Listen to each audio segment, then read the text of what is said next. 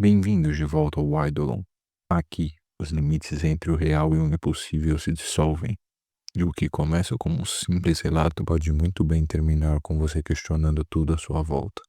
Se você é daqueles que não conseguem desviar o olhar mesmo quando tudo dentro de você grita para parar, já se inscreve, ativa o sininho e se prepara para mais uma jornada inexplicável. Hoje, vamos mergulhar em uma história marcada por segredos de sangue, silêncios herdados e uma herança que deveria ter permanecido enterrada. O que você faria se descobrisse que tudo que te contaram sobre sua família era uma mentira? Então faça a sua parte, apague as luzes, coloque o fone de ouvido e antes de continuar, se certifique de uma coisa: você realmente quer saber o que ocorre nas suas veias? Quando o telefone tocou às 4:08 da manhã, Isadora já sabia que algo havia acontecido. Não foi pelo toque, nem pela hora, foi pelo silêncio que veio antes. Um tipo de ausência no ar, como se o mundo parasse por um segundo e só ela estivesse acordada para notar. A ligação foi breve. Do outro lado da linha, uma voz formal comunicava a morte de seu pai, Bento Linhares. Infarto, disseram, sem dor, morte tranquila. Isadora ouviu tudo calada. Agradeceu, desligou. Mas por dentro, uma coisa ruiu. Não pela perda, a relação dos dois era quase inexistente desde que ela saíra de casa aos 18 anos. Mas pelo que aquilo significava, ela teria que voltar. Voltar para o Boqueirão das Almas, uma cidade que o mapa mal registrava, em que a memória dela havia feito questão de enterrar. Voltar para a casa onde cresceu, um casarão colonial no alto do morro, construído por mãos que ela nunca conheceu, sustentado por um passado que o pai recusava comentar. Chegou 2 dias depois do enterro. A casa estava intacta por fora, como se o tempo tivesse esquecido de passar por ali. Mas por dentro havia um cheiro, não de mofo, não de madeira úmida. Era um cheiro doce, quente, quase metálico, como carne fresca. Os móveis estavam cobertos por lençóis, mas havia um detalhe que fez Isadora pensar ainda na entrada.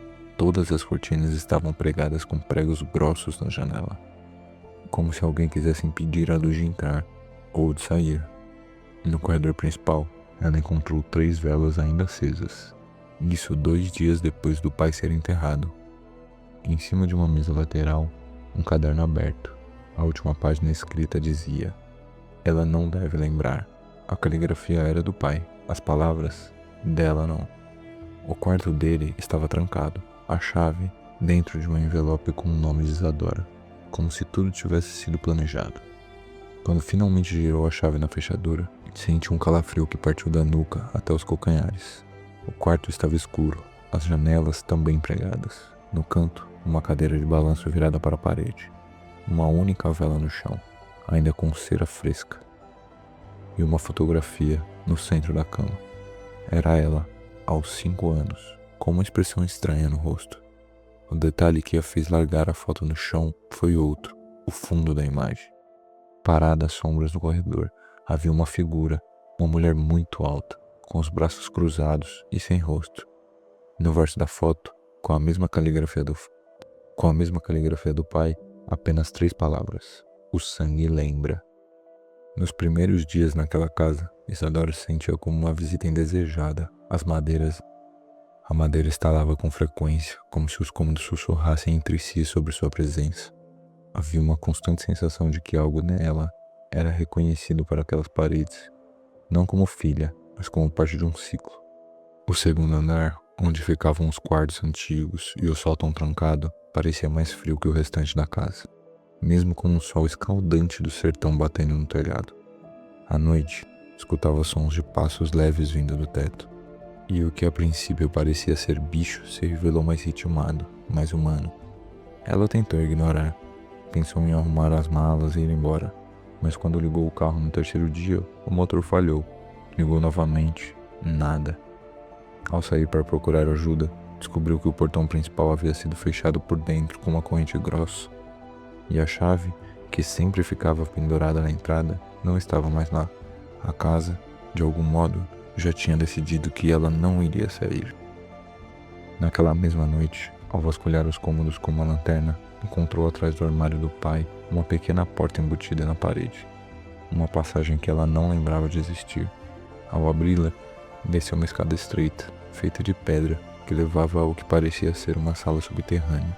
Lá dentro, 3 cadeiras de madeira estavam dispostas em círculo, e no centro, um espelho de corpo inteiro, muito antigo, empoeirado e com o vidro levemente manchado. Isadora se aproximou e viu algo que jamais esqueceria. Seu reflexo estava ali, mas não o acompanhava. A imagem permanecia imóvel, com os olhos abertos demais e uma boca levemente entreaberta, como se tentasse formar uma palavra. Quando ela recuou, o reflexo sorriu. Um sorriso lento, artificial, como se imitasse uma emoção que não entendia. Correu de volta, trancou a porta, subiu para o quarto do pai e procurou nas gavetas por qualquer explicação. Encontrou uma pasta de couro com papéis datilografados, muito antigos, com o título Memórias Fragmentadas da Linhagem, século XIX, Boqueirão das Almas. A primeira página explicava que a família Linhares havia sido guardiã de uma tradição obscura, o registro da memória de sangue, um ritual secreto, onde memórias não eram passadas por histórias ou diários, mas por herança física, enraizadas no sangue de uma única filha, geração após geração. Era por isso que sempre nascia uma menina. Era por isso que as mulheres da família enlouqueciam aos poucos, porque carregavam não só suas vidas, mas lembranças que não eram delas, sonhos, vozes, gestos, dores que nunca viveram, mas sentiam com intensidade real. Na última folha, com letra trêmula e recente, seu pai havia escrito à mão: não foi sua mãe que ficou doente, foi ela quem começou a lembrar primeiro, e eu não consegui impedir. Você é a última, depois de você, não pode haver mais nenhuma. Na mesma noite, ao tentar dormir, Isadora acordou com uma respiração ofegante que não era sua. Ao abrir os olhos, viu uma mulher ajoelhada ao lado da cama, de costas, murmurando algo em voz baixa. As palavras pareciam familiares, mas ela não conseguia compreender. E então, sem que as mulheres virassem, Isadora soube. Ela mesma havia dito aquelas palavras em um sonho que nunca se lembrava de ter tido, mas que reconhecia com o corpo inteiro. Na manhã seguinte, Isadora decidiu abrir o sótão. Era o único espaço da casa que ainda não havia explorado. O cadeado antigo, enferrujado, cedeu com facilidade incomum, como se quisesse ser violado. O cheiro lá dentro era pior do que qualquer coisa que já havia sentido. Não podre, mas denso, carregado, como se o ar fosse sólido. O sótão estava lotado de caixas empilhadas, livros cobertos por panos escuros e uma fileira de retratos pendurados em ganchos. Eram todos da mesma mulher, em diferentes épocas, sempre com expressão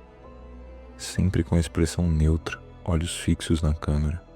Na última moldura, o rosto era dela, ou pelo menos muito parecido. A data marcada era de 1911. O nome abaixo, Isadora de Lima Linhares. O mesmo nome, a mesma estrutura facial, os mesmos olhos. Sentiu a pressão no peito aumentar. Não era só semelhança. Aquela mulher era ela, e algo dentro dela sabia disso. Mas não como lembrança, como uma memória que nunca foi esquecida. Atrás de uma pilha de livros, havia um baú de madeira negra, decorado com símbolos entalhados à faca. No centro, um círculo cruzado por linhas curvas, como raízes se entrelaçando. Ao abrir o baú, encontrou centenas de folhas escritas à mão, como diários, mas nenhuma delas tinha assinatura. Em vez disso, ao final de cada texto, havia uma gota seca de sangue e uma frase: registro aceito. Algumas passagens eram incoerentes, cheias de palavras desconexas, como se tivessem sido escritas em transe. Outras descreviam momentos de dor profunda, perda de familiares, incêndios, fugas, partos, afogamentos, eventos que cobriram mais de 100 anos de história. Ela leu por horas, até perceber que algo ainda mais inquietante. Vários trechos descreviam sensações e pensamentos que ela mesma havia tido recentemente, como se cada frase fosse retirada de dentro dela, como se alguém ou alguma coisa já estivesse escrevendo sua história muito antes dela nascer. Na última folha do baú, um texto diferente. Era curto, direto, escrito com caligrafia visivelmente trêmula. Se você chegou até aqui, é porque já está lembrando. E se já está lembrando, então sabe que o sangue é uma casa e que você nunca saiu dela. Nós não nascemos, nós voltamos. Ao ler isso, Isadora sentiu algo se movimentar dentro da cabeça. Ao ler isso, Isadora sentiu algo se movimentar dentro de sua cabeça. Não uma dor, mas uma espécie de desencaixe, como uma peça se ajustando no lugar errado. Imagens começaram a invadir sua mente. Uma mulher gritando no parto, mãos com anéis antigos cortando um cordão umbilical, o chão de pedra sujo de sangue, uma criança sendo levada para o centro de um círculo desenhado em carvão. Tudo isso de uma época distante, numa casa diferente. Mas os olhos da criança eram os dela. A respiração de Isadora ficou presa na garganta. Tentou gritar, mas o som não saía. Tentou correr, mas as pernas não respondiam. E então, no canto do sótão, viu a mesma mulher da noite anterior, ajoelhada, repetindo palavras sem parar. Mas desta vez, quando se aproximou, percebeu que a mulher estava costurando algo na própria pele. Letras, palavras inteiras, escrevendo com agulhas e linhas uma frase que ia de seu pescoço até o abdômen. Lembrar é aceitar, aceitar é continuar, continuar é sangrar. Isadora caiu de joelhos, não por medo, mas por exaustão, como se finalmente compreendesse que o que estava vivendo não era um pesadelo, era um retorno, e que todo o tempo que passou fora daquela casa foi apenas uma pausa naquilo que seu corpo e sua mente estavam destinadas a concluir. Naquela noite, Isadora não dormiu. Ficou sentada na antiga cadeira de balanço da sala, encarando o vazio, tentando organizar os fragmentos que haviam se soltado dentro dela. Pensou em ir embora, em fugir para qualquer direção onde aquela história não pudesse segui-la, mas no fundo, sabia que já era tarde demais. A casa não era apenas uma construção física, ela era parte viva da linhagem, como um membro da família que esperava em silêncio pela volta de um de seus filhos. Isadora sentia que havia algo se desenvolvendo dentro de si. Não era doença, era memória. Lembranças surgindo de lugares onde nunca esteve. Sensações de vidas que nunca viveu. Começou a perceber padrões. Sempre às 3 da manhã, a casa estremecia levemente. O espelho do porão tremia. As velas se reacendiam sozinhas. E principalmente, ela acordava com as mãos cobertas por terra, mesmo sem sair do quarto. Num desses despertares, foi até o jardim, atraída por um instinto que parecia não ser seu. Escavou com as mãos nuas um trecho ao lado da figueira antiga, onde encontrou uma caixa metálica enrolada por trapos. Dentro dela havia 3 objetos: um brinco infantil com o nome Helena gravado, uma fotografia queimada de uma mulher idêntica a ela e um dente humano ainda com raiz. No verso da foto, uma única linha: ela não aceitou, por isso apagamos. Naquela mesma noite, Isadora trancou todas as portas, mas a casa continuou se abrindo sozinha. O espelho do porão apareceu misteriosamente dentro do quarto dela, encostado na parede onde antes havia uma estante. Sua imagem refletida agora chorava, não lágrimas, chorava sangue, e atrás do reflexo, dezenas de figuras começaram a surgir, cada uma com traços semelhantes ao dela. Todas as mulheres, todas marcadas. Algumas sussurravam, outras batiam mãos contra o espelho, como se tentassem sair. Quando ela se aproximou, a superfície do vidro ficou líquida por um instante, e uma das figuras segurou sua mão. A pele estava fria, mas viva, e então falou, com a voz que parecia um eco dentro do próprio crânio de Isadora: você é a última porta.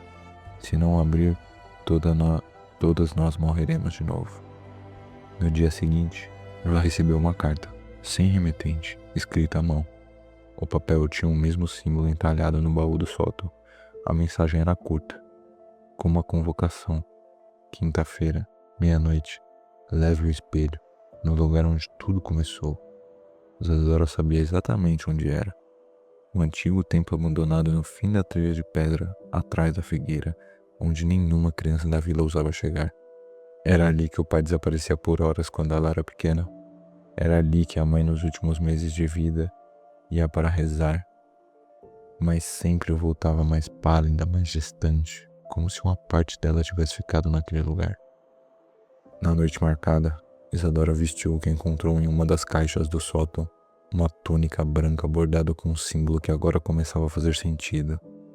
Levou o espelho coberto por um pano escuro, subiu a trilha sob o céu mais negro que já via, e ao chegar ao templo, a visão a fez estremecer, dezenas de velas acesas formando um círculo ao redor de uma grande banheira de pedra, e ao redor, 8 mulheres, todas com o mesmo rosto, o dela, cada uma com olhos vazios e mãos entrelaçadas. No centro, uma mulher mais velha, de cabelos brancos e pele enrugada como madeira seca.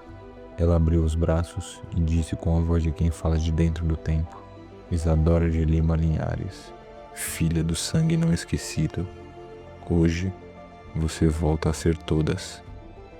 A presença daquelas mulheres idênticas a ela não causava medo, causava uma estranha sensação de pertencimento, como se todas compartilhassem não apenas o rosto, mas também um pedaço comum dentro da mesma consciência. Isadora caminhou até o centro do templo, levando o espelho com ela. Os olhos da mulher mais velha, talvez a primeira, talvez a última da linhagem, estavam fixos nela com uma intensidade impossível de sustentar. Você carrega em si todas nós, ela disse, com a voz baixa, porém carregada de séculos. Mas só poderá continuar se aceitar, e para aceitar, precisa lembrar até o fim. Isadora posicionou o espelho de frente para a banheira de pedra. Como instruído, as outras mulheres começaram a entoar um cântico que não era feito de palavras, era uma sequência de sons guturais, sopros, como se inspirassem a memória. Com o cântico, o vidro do espelho começou a escurecer, a superfície pulsava com pele viva, e então, uma a uma, as figuras refletidas começaram a sair do espelho, atravessando como uma membrana de água.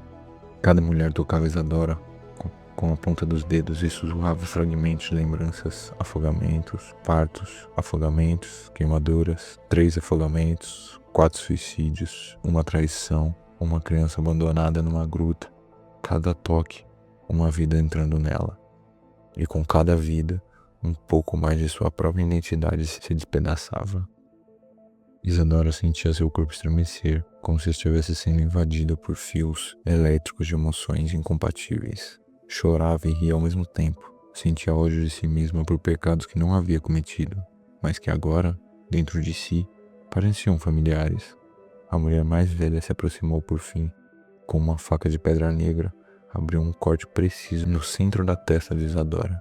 Uma gota de sangue escorreu, mas não caiu no chão. Ela flutuou, suspensa no ar, gritando lentamente, até se multiplicarem 7 gotas idênticas que voaram até as outras mulheres. Cada uma recebeu uma gota na testa, e por um instante, todas pareceram despertar. Piscaram, respiração pesada, silêncio. Foi então que a mais velha sussurrou: agora você lembra, e porque lembra, pode decidir, permanecer ou interromper. O templo tremeu. As velas explodiram em labaredas altas, o espelho rachou, mas não se partiu. E pela rachadura, o 8º rosto surgiu, um rosto que nenhuma delas conhecia, o de uma criança, um bebê. O reflexo não vinha da realidade. Era como uma premonição. A mulher mais velha explicou com pesar: se permanecer, o ciclo continua. Uma nova filha nascerá, e com ela, toda a dor, toda a lembrança. Mas se você escolher interromper, todas nós deixaremos de existir. Isadora olhou para o espelho, para a banheira, para as mulheres, todas as versões dela mesma, todas presas em um mesmo fardo. Então, com as mãos trêmulas, pegou a faca de pedra, olhou para a própria imagem e sussurrou: chega de lembrar. Com um só golpe destruiu o espelho. O som foi ensurdecedor. As chamas se apagaram, as mulheres caíram uma a uma, como bonecas sem corda, e então, silêncio. Um silêncio profundo, total. Isadora acordou sozinha no meio do templo ao amanhecer. O espelho não estava mais lá. As velas haviam sumido. Nenhuma marca, nenhum corpo. Caminhou de volta para casa com o corpo dolorido e a mente em branco. Pela primeira vez que chegou naquela casa, não lembrava de nada. nenhum sonho, nenhuma voz, nenhum rosto. Na sala, sobre a mesa, um envelope com seu nome. Dentro, um ultrassom, um bebê, 2 meses de gestação. A legenda, em letra desconhecida, dizia: o sangue esquece, mas não por muito tempo. Se você chegou até aqui, então já sabe, certas portas, uma vez abertas, não se fecham mais. Isadora não buscava o terror, ela buscava a verdade. Mas no fundo, talvez fosse essa a armadilha desde o começo. Verdades que não se libertam, e sim aprisionam. Verdades que não pertencem ao agora, mas que atravessam o tempo como maldições silenciosas, esperando apenas alguém corajoso, ou ingênuo, o bastante para desenterrá-las. Agora, ela não está mais sozinha. O que despertou com ela não pode mais ser contido. E se o sangue nunca esquece, então pergunte a si mesmo: o que corre nas suas veias pertence só a você? Se essa história te arrepiou, deixa o seu like, comenta o que você faria no lugar de Isadora e compartilha com alguém que tem medo de descobrir o que herdou. Nos vemos em breve, aqui no Eidolon, onde o impossível tem voz e o silêncio sempre guarda um eco sombrio. Até lá, mantenha as luzes acesas, ou não, você decide.